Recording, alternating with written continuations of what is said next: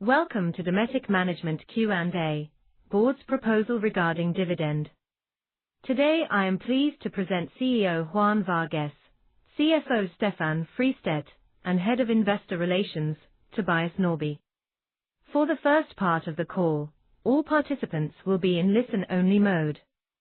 During the questions and answers session, participants are able to ask questions by pressing #5 on their telephone keypad. Now I will hand the conference over to the speakers. Please go ahead.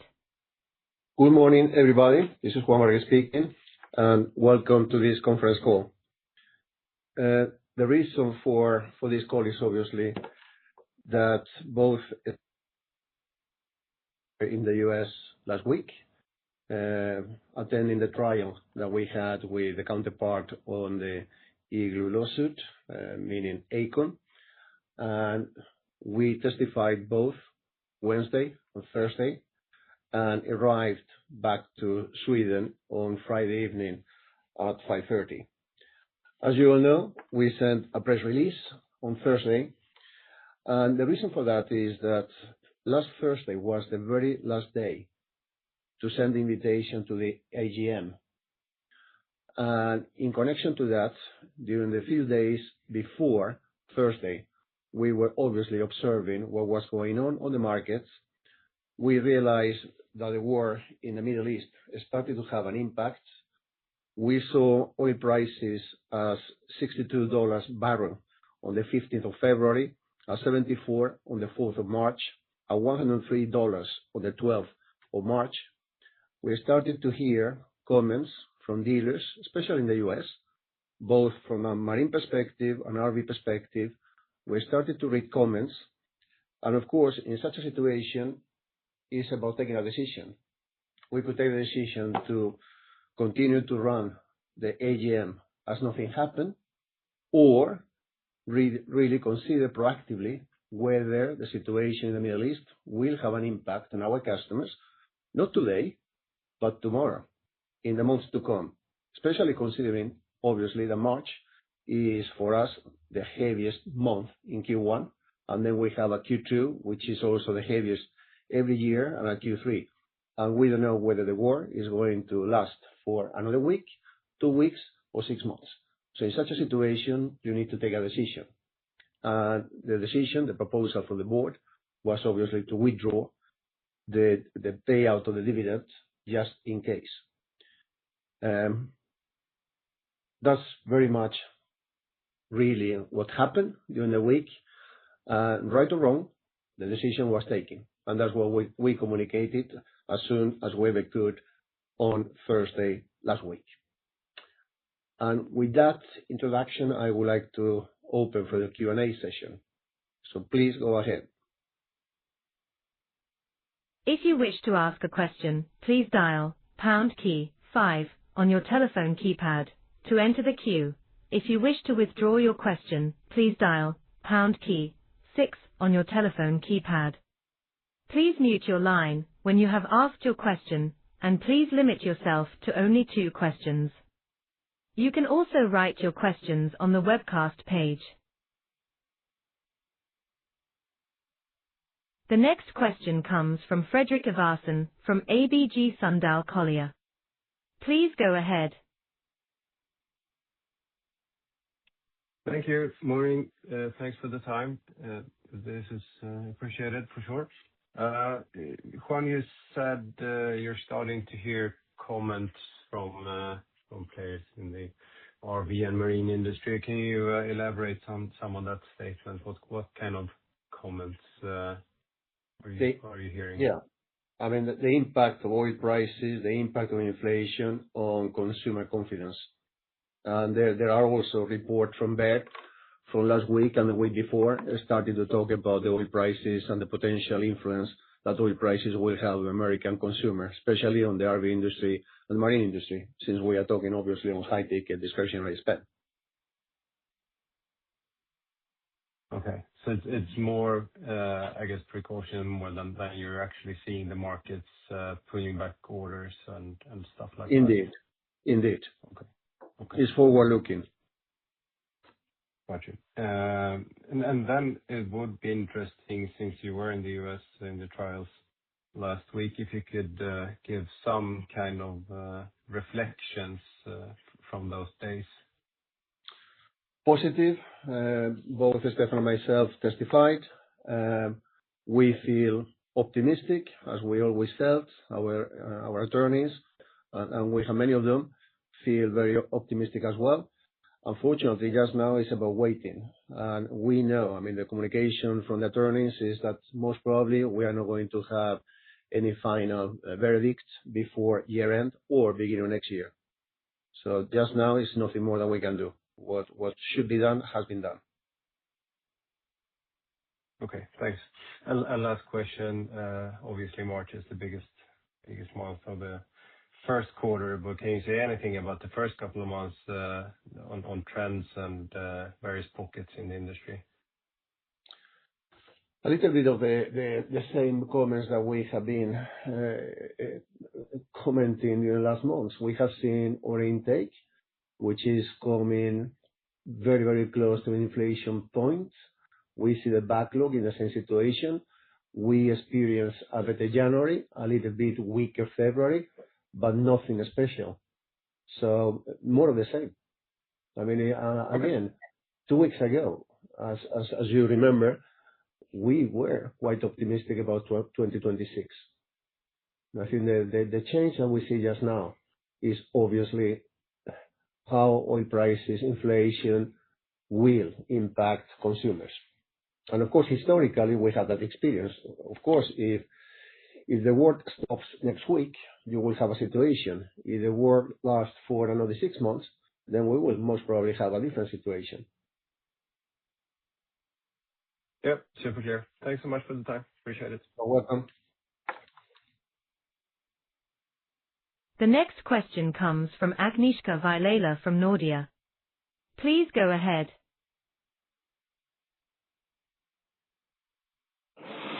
Thank you for taking my questions. I have a few. Maybe again, coming back to the demand situation right now. I think you actually wrote in the press release that the demand and trading conditions are somewhat weaker than anticipated already for you. So this is really my question. I mean, are you really seeing it already in your orders or sales? And also, if you could comment maybe a bit more in the detail on the development across the business areas and geographies. It's very much related to the US at this point. I mean, we see Europe in a better shape. We have registration numbers for January and February. They were positive. We are aware that there is a tax situation in Europe, which is most probably also benefiting the high registration numbers in January and February. We see TAC pretty stable at this point. So it's very much the marine and the RV side in the US where we are experiencing those kind of comments, and we see that it has been a little bit softer in the last couple of weeks. Perfect. Thank you. Maybe if you could also help us to kind of quantify this kind of downside in the US. It's not that it's full stop that you see already, is it? What we can say, I mean, it's clear that we have read in a number of comments that Dometic is collapsing. What I can comment is that we are not collapsing. Yeah. Thank you. And then maybe on cash flow expectations also. I mean, Q1 is usually a negative free cash flow quarter for you. On the other hand, you had a bit softer cash flow in Q4 building inventories. But with what's happening, should we still expect a negative free cash flow quarter in Q1? Yes, you should expect negative cash flow in Q1. You can probably look at last year and you get a good indication. Thank you. That's all for me. Thank you. The next question comes from Daniel Schmidt from Danske Bank. Please go ahead.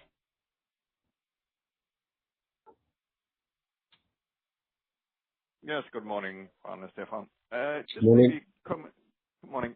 Coming back to the geography, and I hear what you're saying in terms of the US is where you see the weakness. Why is that the case? Why isn't this sort of a global impact?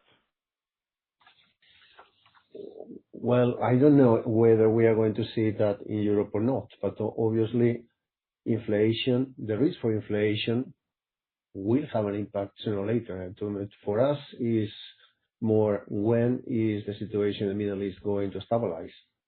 And of course, that when you see the oil prices going through the roof in the last, I would say 10 days, because it has been 10 days, then you need to start thinking what is going to happen, what kind of influences are going to happen in 3 months from now. I mean, the other problem that you have is lead times and logistics. That is not having an effect on us yet. That might have, obviously, in the coming weeks, but we don't see that happening to us at this point. And the same with logistic costs. We don't see that in our numbers just now. But of course, if the situation continues, sooner or later we have an impact. So it's not what we see. The comments from the dealers are primarily just now coming from the US. That's what we see. And then I think we can also add Daniel, about tariffs. I mean, it's, on the one hand, you could, of course, argue that what the Supreme Court decided in US could, in the long run, be positive, right? But I think there is also still uncertainty on what is really going to happen there, and that uncertainty is obviously not beneficial for the consumer sentiment. No. Are you sort of between the lines saying maybe that dealers in the US are more jumpy than they are in Europe? Yes, they are faster. I mean, and more nervous. Yes, absolutely. In general, on the back of the tariff. I mean, you have the interest rate situation, right? It has been promised a number of times that interest rates would come down, but of course, at the same time as oil prices are coming up in the way that they are doing, I think it's easy, especially for the kind of vehicles that we are talking about. I think it's easy to understand that they are nervous.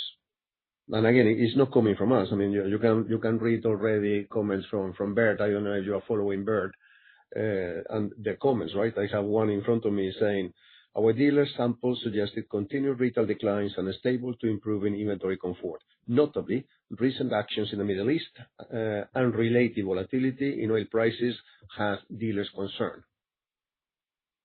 So I mean, that's what is having an impact, obviously, just now on the sentiments. Because you have a bit contradicting data out the same days that you guys were out, and maybe that the difference is that this is big ticket and, of course, quite fuel dependent. But you also had exporting goods out the same day, guiding quite well for 2026 in terms of like-for-like growth and all that. And we don't see ticket items. And I have to say that we have not seen anything on the Igloo side. But of course, then we are talking about $175.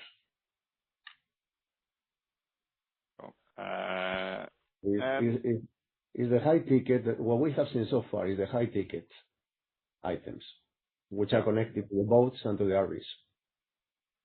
And connected to the fuel price. Yes. All right. And in this situation that you might end up in, we'll see where this takes us. What is your sort of plan in terms of counteractions? Well, I think we have demonstrated so far that we are pretty good at adjusting our cost and working our cash flow, and of course that will be more of the same. So it's clear after what we have seen during the last couple of weeks, we are looking for more opportunities at this point. But that is still to come, or have you already sort of decided on more actions? We are always working on actions, Daniel, but of course it's not the same if the market goes down with 5% or it goes down with 10 or 15%. We are not expecting 10 or 15%. We are simply being proactive and cautious. Nothing more, nothing less. We are working on continuous basis with contingency plans. So you have the restructuring program that was announced in December 2024, and then we work with contingency plans. What happens if the top line drops 5%? What happens if the top line drops 10%? So in the restructuring program that has already been launched in December 2024, there is, further actions already decided for 2026, which has been a part of the plan, but the execution is going to happen this year. And it's very much activities in North America. Yeah. All right. And maybe just a nitty-gritty question on January and February that you talked about a little bit. The winter storms that we had in the U.S., which impacted production of RVs, at least from late January to early February. Is that part of your comments? Did you see that impact as well? Yeah, and we see OEMs running just now 4 days weeks instead of 5 days. And we know that retail in January was down 15%, while manufacturing was down 11%. Yeah. From an RV perspective, while marine was down 17% on retail. Yeah. And February. We don't have the numbers for we don't have the numbers for February. They will come most probably at the end of next week or the week after. But we know as well, as I commented before, that the OEMs are running 4 days weeks. All right. And then maybe you got the question on the Igloo case, and you said it will take to year end according to your legal counseling. Yeah. Wasn't it sort of a maximum of 6 months when it comes to the ruling, or it could be 9 months equally? Yes. I mean, normally we should get away in 6 months, but of course that they are careful and telling you that it could be also beginning of next year. I mean, for us, the sooner the better, right? Since we are optimistic about the case and we believe that it's going to be good for us to leave it behind us. Because there is the post phase now after the trial, right? And the 6 month starts to count from when that post phase is concluded, and each side should file some type of additional summary information and so on. So it's when this 6 month period starts to count. And according to our legal advisors, they said end of the year, beginning of next year. Yeah. Okay.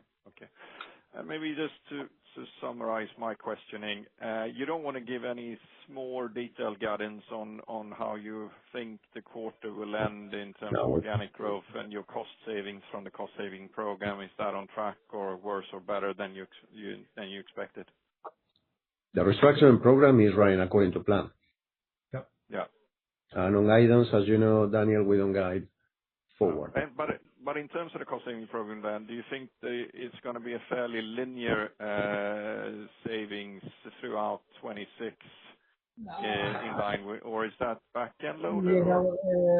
As I said, we have decided actions.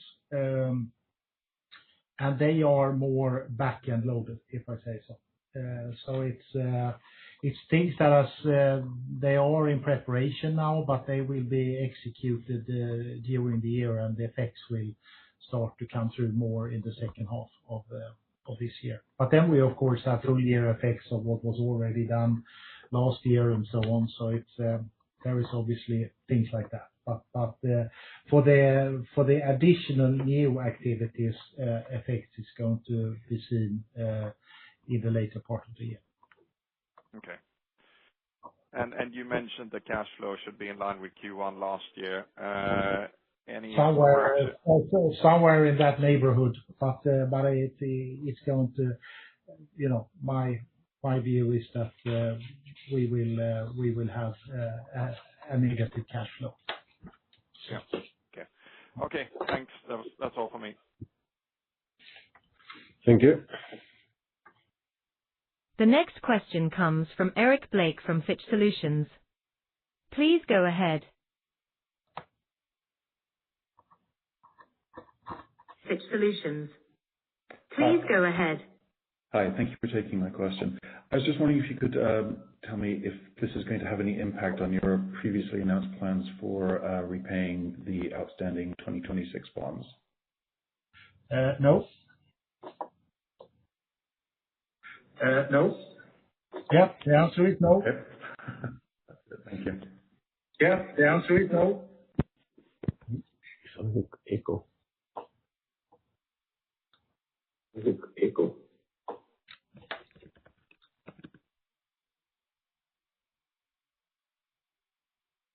The next question comes from Johan Eliasson from SB1 Markets. Please go ahead.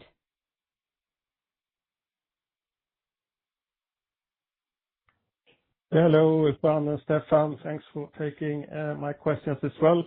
Most of them were obviously asked already. I wanted to follow up on the debt repayment here. You said you will repay a bond, and then you sort of highlighted potentially an additional 800 million after the summer. Is that in any way related to your view on the dividend payment that you are prioritizing bond repayments as we speak? That is absolutely one of the reasons to, as we noted in the press release, to keep the financial flexibility. So it's that could be one of the consequences. But I mean, it's the 200 million euro in May, absolutely, we are going to repay that. And then the 750 million in September, it's a little bit, depending on, the party who is sitting on that private placement with us. So it's, but we have a readiness to pay that back as well. So it's that's within the potential planning. Yes. Okay, good. I think there are many reasons for you to try to run a stronger balance sheet going forward. So I would view this as a positive decision from my point of view. Thank you very much. Thank you. The next question comes from Mads Lindegaard Rosendahl from Analyst. Please go ahead.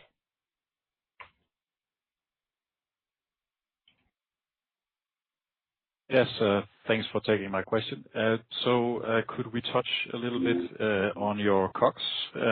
We have seen many commodities rise this year, now also, as you say, oil. So how should we think about COGS this year? How hedged are you in your key COGS? And could you also just, for memory, list your key sensitivities when it comes to COGS? Thanks. Yeah. On the COGS side, we are hedged absolutely to a certain extent. We are, also by the fact that, the inventory that we will need for the main season here, just starting off. I mean, we have already a lot of it already. So it's not 100%, of course, but I mean, already a portion is or a pretty decent portion is already there, so to speak. So it's then we obviously have the whole situation with tariffs, which eventually also impact COGS, right? And there, I think the world is kept a little bit in the dark.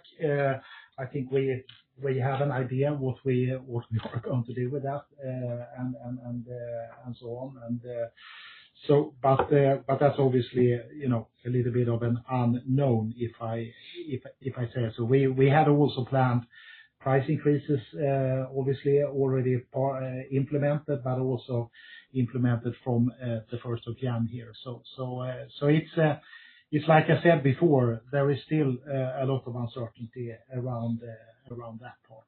So, and if we talk about what type of Materials, we have obviously polyethylene or polypropylene, which is a big component in our mobile cooling business, but also in some of our other businesses. Then we have things like aluminum and copper. We have obviously electronics. So that would probably, list the absolute main things that we have. Okay. So if there's a headwind, it would be more visible next year rather than this year. I mean, if prices stay where they are now for these key inputs. I mean, we are obviously selling stuff also in the later part of Q3 and Q4, but so there could be potential effects then, but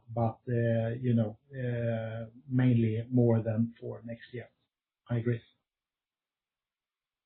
Thanks. And of course, that you have moving targets as well, right? Because we have been suffering from the tariffs, clearly. And just now, the tariffs for some of the countries are coming down. So I think it's a moving target at this point. And of course, if they are kicking in or they are kicking much, then we will also need to adapt prices. So but again, then we are talking about consumer confidence again. So you have two different questions. What is going to be the effect on COGS for Dometic, but also what is going to be the effect for pricing for the consumer down the road, not just for Dometic, right? If raw material prices are coming up, that will impact all suppliers, and that will impact our customers as such. Yeah, true.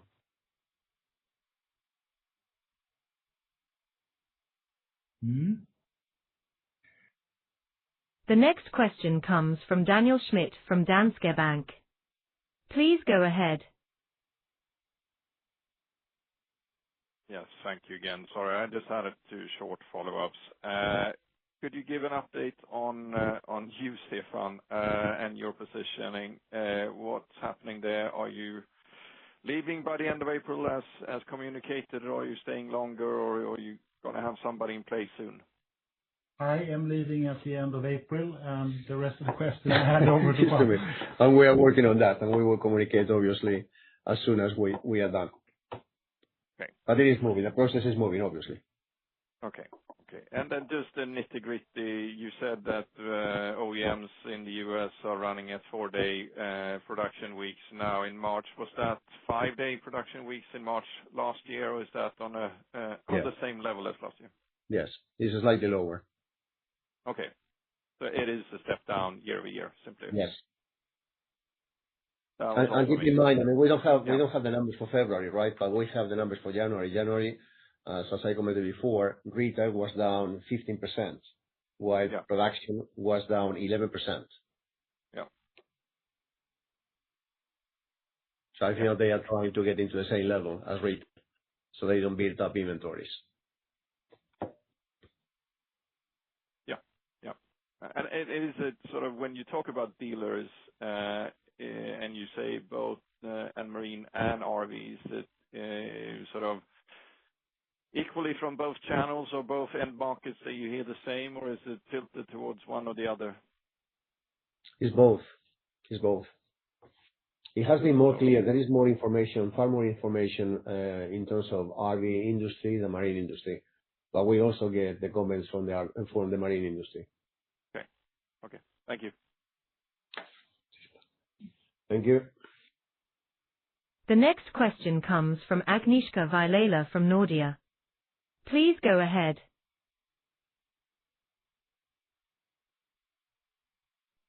Thank you. Just one follow-up. On Acon lawsuit, you sounded quite optimistic about the hearing that you had last week. But just for us to assess the risks, if the verdict goes against you, what is the maximum earnout that you would need to pay out? Well, in our opinion, we are not going to pay anything. In our opinion, what they could claim is the first tranche, and the first tranche is $75 million. The second tranche is just on the skies. So the second tranche is not kind of under this No. lawsuit? No. Yeah. But I mean, the first tranche is $83 million. But I mean, you know, I mean, we are sitting here and speculating now because we are speculating against ourselves because we don't believe we should pay anything. But if threshold is met, then it would be $75 million. But, you know, we are not even by $75 million, obviously we are by zero. So it's but just that you have, I mean, we have not won yet, formally. No. So we need to wait. What we can comment is obviously that our legal counsels are very optimistic, that we feel good after testifying, that we got obviously feedback from our attorneys as well. They continued last Friday, was also a positive day for us. That's what we know. Thank you. You're welcome. So with that said, thank you very much for your attention. We really appreciate it. And hopefully you got some more clarification on really what happened during the week and why we communicated in the way we did. And with that said, thank you very much. Have a good day, all of you.